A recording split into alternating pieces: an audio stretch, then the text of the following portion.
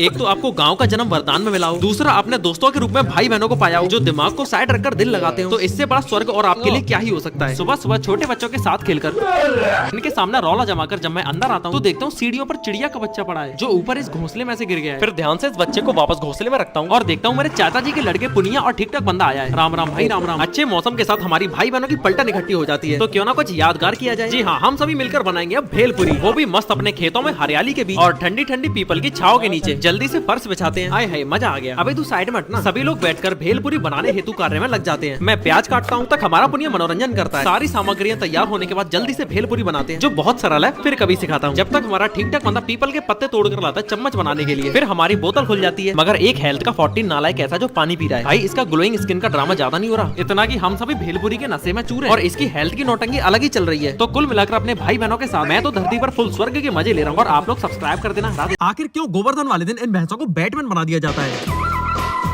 गोवर्धन पे सुबह सुबह सारे पशुओं को नहला धुला के खड़िया और गेरू से उनका मेकअप किया जाता है। मगर पापा ने इनका ऐसा लुक बनाया मानो मकड़ा और चमका दड़ का कॉम्पिटिटर आ गया हो। शाम को गोवर्धन पूजन में परिवार के सभी लोग एकत्रित होते हैं और परिक्रमा लगाते हैं,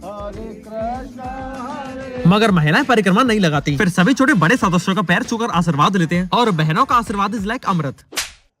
पूजा करके सभी घर चले जाते हैं और आज हम बिना पंखों की परी का बर्थडे सेलिब्रेट कर रहे हैं। हाँ, बर्थडे एक दिन पहले था और इसी बीच भाभी जी ने सभी को छोले भटूरे की दावत दी है। जब तक दावत का आनंद उठा रहे हैं मैं आपको बताता हूँ बिनोमो के बारे में। बिनोमो एक ट्रस्टेड ट्रेडिंग प्लेटफॉर्म है जहाँ पर आप ट्रेडिंग करके ढेर सारा अर्न कर सकते हो। देखो जैसे मैंने करी और जीत गया। ये एक्सेलेंट सर्विस के साथ बिगिनर्स को सिखाता है कि ट्रेडिंग कैसे करें। यहाँ पर 24/7 विड्रॉल भी है। ऐप का लिंक कमेंट में पिन है, जाओ डाउनलोड करो। बाकी भारी भरकम उपहार के साथ बिना पंखों की परी का बर्थडे सेलिब्रेट किया जाता है। कोई उपहार दे रहा है तो कोई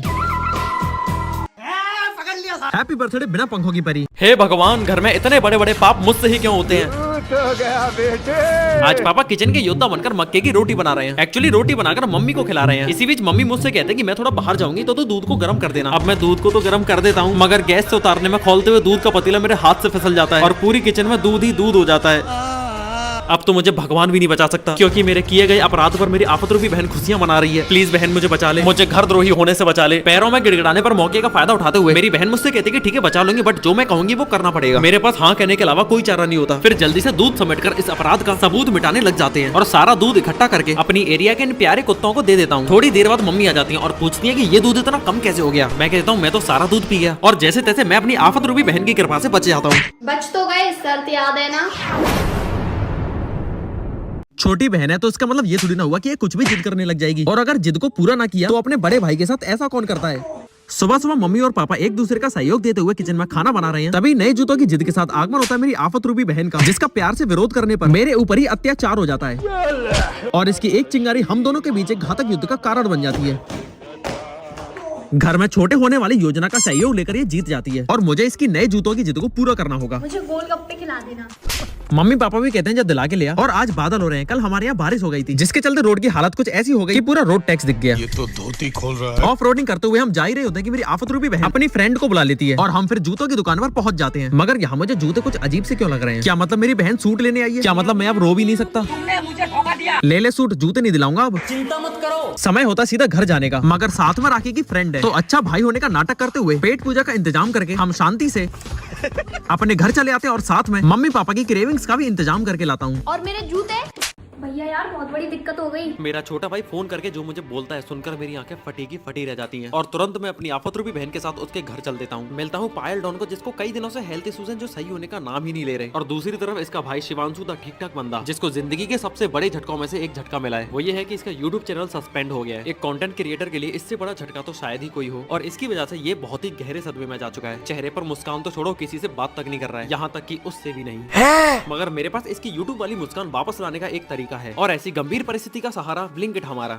मगर ये मेरे घर तक तो काम ही नहीं करता। कोई बात नहीं, घर से 5 किलोमीटर दूर काम करता है। और मैंने ब्लिंकिट से कुछ मर्दों वाली चीज मंगाई और इस लेडीज ने उसकी पसंदीदा आइसक्रीम मंगाई। मैंने 2 किंडर जॉय भी मंगाए, मगर अभी इससे काम नहीं चलेगा। मैं अपनी पसंदीदा चीजों में से एक चीज उसको दे दूंगा, वो है ये हॉट व्हील। अक्सर घर आकर इनसे खेला करता है। हाँ, तो तुरंत मैं और मेरी बहन इस खुशी के भंडार को उसके पास लेकर पहुंचते हैं और देखते हैं कि क्या मेरी छोटी सी कोशिश इसकी मुस्कान को वापस ला सकती है। चलो, इसकी नैना तो इस तरफ आई, अब बस इसकी खुशी को बुलाना है। वो तो मर्दों वाली चीजों को देखकर एक झटके में आ गई। अब अच्छे बुरे समय तो आते रहते हैं, बस हमारी खुशी मुस्कान को दूर नहीं जाना चाहिए। और सबसे बड़ी चीज एक दूसरे का साथ। और इस गम भरे समय में भी सभी लोग मिल बांट कर आइसक्रीम चबाते हैं। और get well soon piled on. बाकी सब्सक्राइब करके सपोर्ट दिखाना इसके चैनल को, और थोड़ी सी कमेंट करके मुझे भी सब्सक्राइब कर देना। शादी वाले नए जोड़ों के साथ बाहर आए थे बर्गर खाने, मगर बिल कौन भरेगा ये डिसाइड हुआ भाभी जी द्वारा पर्ची उछाल के। मैं और मेरी कंडक्टर बहन विदेशी बाबूजी और भाभी जी के साथ बाहर आते हैं। इतने बाहर की सफर में भूख लगाती है, और भूख मिटाने के संशोधन में बर्गर खाने का डिसीजन लिया। मैं नीच गली आदमी विदेशी बाबूजी से कहता हूँ कि बिल तू भरेगा, क्योंकि तेरी मांग में सिंदूर भरा गया है। फिर मैं भाभी जी से बिल की कहता हूँ तो कहती है मैं तो अंधी हूँ। बाकी मेरी आफत रूपी बहन तो शुरू से ही पागल है। तो फिर डिसीजन ये होता है कि हम सबके नाम की पर्चियां निकलेंगी, चारों में से जिसके नाम की पर्ची आएगी बिल वो भरेगा। सभी लोग एग्री हो जाते हैं, और भाभी जी तो लपक के कागज पेन निकाल लेती हैं और कहती है कि नाम मैं लिखूंगी। मैं कहता हूँ कोई नहीं भाभी जी कष्ट मत दो, नाम मैं लिख लूंगी। मगर तभी ये मेरे कान में फुसफुसाती है कि चारों पर्ची में तुम्हारे भाई का नाम लिख देते हैं। मैं कहता हूँ क्या बात है भाभी जी, और चारों पर्चियों बड़े विदेशी बाबूजी यानी अश्वनी का नाम लिखा जाता है। फोल्ड करके चारों पर्चियां तैयार हैं, मगर हम सभी में से पर्ची लूटेगा कौन? जो सबसे छोटा होगा। और पर्ची लूटेगी मेरी आफत रूपी बहन राखी। और देखते हैं किसका नाम आया है। अरे वाह, ये तो मेरे राम जैसे भाई का नाम आया है। क्या बात है, अश्वनी नाम की पर्ची निकली है। ये कैसे हो गया? अब जैसे भी हुआ हो उठ जाओ और हमारे लिए बर्गर खरीदो। इस धोखाधड़ी के लिए थैंक यू सो मच भाभी जी। और विदेशी बाबूजी द्वारा बिल देने के बाद उन्हें फुल इज्जत के साथ बिठाकर हम सभी अपना बर्गर एंजॉय करते हैं कि तभी विदेशी बाबूजी सारी पर्चियों को खोलने लग जाते हैं और सभी पर्चियों में अपना नाम देख लेते हैं। बस फिर क्या यहीं से भांडा फूट जाता है। अब भांडा फूटे या कुछ भी, हमें तो बर्गर खाने से मतलब है ना भाभी जी। सब्सक्राइब करना अगर मैंने कुछ गलत किया हो तो।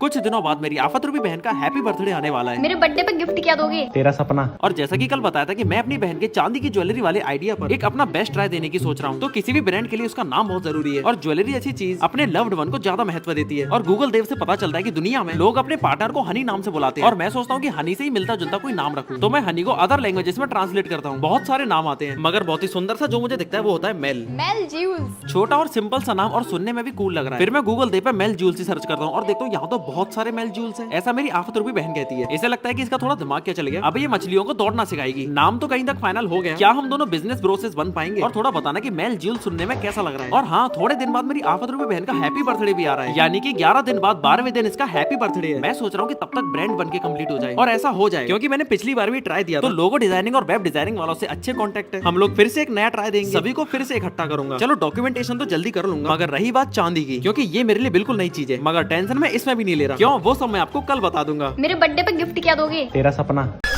जन्मदिन वाला दिन ही इतना बुरा जाएगा ये तो नहीं सोचा था। आज मुझे अपनी आफत रूपी बहन को डॉक्टर के पास ले जाना है, और पता नहीं क्यों मेरे पापा की टी शर्ट पहनने का मन करता है। बताइए पापा की टी शर्ट में कैसा लग रहा हूँ मैं? और मैं इसको लेके जा रहा हूँ डरमा के पास, क्योंकि कभी हाइव्स तो कभी कुछ। आए दिन इसकी स्किन में कुछ ना कुछ होता रहता है। बचपन से ही काफी सेंसिटिव स्किन है। और अगले दिन सस्ते ब्रेड बट का हैप्पी बर्थडे तो ये मुझसे कहता है कि मैं स्कूल में टॉफी बांटूंगा। मैं कहता हूँ पूरे स्कूल में गुड़ बांट दे और बन जाएगा, मगर ये मेरी एक नहीं सुनता। तो अगले दिन फिर स्कूल से आते ही इसका बर्थडे को ज्यादा ही धूमधाम से मनाते हैं। मुझसे गिफ्ट मांगता है तो मैं इसके 13 बर्थडे पर पूरे 13 गिफ्ट देने की बोलता हूँ। मगर ट्विस्ट में एक चैलेंज होता है, वो आप यहाँ क्लिक करके फुल वीडियो में देखना। चंदा मामा पर सबसे पहले पैर किसने रखा था? अमित शाह।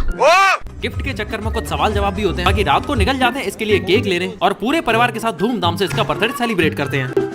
बनारस में मिली हमें कावेरी पांडे जी अपने बर्थडे में इनवाइट करती हैं। क्या मतलब एक टाइम के खाने का इंतजाम हो गया? शाम होते पार्टी का मोटो और अपने लिए ऑटो पकड़ के हैप्पी बर्थडे पार्टी में उनके बताए हुए स्थान की ओर प्रस्थान करते हैं। जब बाकी कर दूंगा आज तो खा के। फाइनली ऋषभ पांडे जी से मिलते हैं and happy birthday Kaveri Pandey. इनके घर पहुंचकर इनकी माता जी से मिलते हैं। यहाँ मुझे आंटी जी द्वारा एक चीज बहुत अच्छी लगी कि जन्मदिन के इस पावन अवसर पर कैसे उन्होंने अपनी घर की बेटी के पाँव के निशान लिए, और ये सब वो हर साल करती है, जो सीधा डिनोट करता है कि घर की बेटी लक्ष्मी का रूप होती है। और फिर टीका करके लंबी उम्र और खुशहाल जीवन का आशीर्वाद देते हैं। समय हो जाता है फिर बर्थडे सेलिब्रेट करने का। फिर केक खाई जाती है बिल्ली वाली, और समय है अब खाना खाने का। और खाने में स्वाद से ज्यादा तो प्यार परोसा जाता है। ऐसा लगा मानो जैसे अपने परिवार में अपने भाई बहनों के बीच बैठा हूँ। बहुत बहुत धन्यवाद इतना प्यार इतना सम्मान देने के लिए। सच में बहुत प्यारे होते हैं बनारस के लोग। मिलते हैं अगले व्लॉग में बनारस के प्रसिद्ध चाट चटोरों के साथ। दोस्तों अगर आपको दिन के हजारों अर्न करने हैं तो प्ले स्टोर पर सर्च करें बिग जोन। साइन अप पर आपको 50 रुपए मिल जाएंगे, और जीते हुए पैसे विद्रॉ भी कर सकते हैं। तो आप भी जो प्ले स्टोर पर डाउनलोड करो बिग जोन, और लिंक मेरे बायो में। बर्थडे सेलिब्रेशन तो ठीक है, मगर ये रंग बिरंगे सेलिब्रेशन के बाद क्या होता है ये कौन बताएगा? अरे मैं बताऊंगा। हाँ, तो बर्थडे सेलिब्रेशन के बाद होती है सफाई। जिसका बर्थडे होता है उसके हाथ में भी झाड़ू थमाकर वास्तविकता से परिचित कराया जाता है। और तो और मिडिल क्लास को अव्वल दर्जे पर रखते हुए हम ये रंगीन कचरा वापस पाइप में भर लेते हैं, किसी और के बर्थडे पे काम आएगा। अगली सुबह हम दोनों रात का बचा हुआ केक मजबूरी में एक साथ खाते हैं। एक्चुअली केक के बारे में इसको भी खबर थी, वरना मैं अकेला खा जाता। तभी अचानक तेज बारिश होने लग जाती है, और इस बारिश का फायदा उठाना कोई पिताजी से सीखे। बारिश के पानी से अपनी मोटरसाइकिल धो लेते हैं। मगर ये क्या, ये मेरी आफत रूपी बहन अलमारी में छुप के चिप्स चबाने में लगी है, और पिताजी इन हरे दिखने वाले मीठे आमों का मैंगो शेक बना रहे हैं। तो तब तक मैं छत पे जाता हूँ, और ये क्या, मच्छर के काटने बराबर चोट पर कौन रोता है? मैं तो यहाँ पर किसी के यार के हंसने का तमाशा देखने आया था, मगर बारिश बंद हो जाती है। अरे तू कागज की थोड़ी ना है जो 2-4 बूंदों से ही गिल जाएगी। मगर तभी पिताजी मैंगो शेक ले आते हैं, और इस बारिश में मैंगो शेक पी के तो आत्मा तृप्त हो जाती है। फिर आगमन होता है हमारे ठेस बुद्धि का, और ठेस बुद्धि पुनिया की शिकायत लेकर आता है। कौन सी शिकायत वो जानने के लिए मिलते हैं अगली वीडियो में।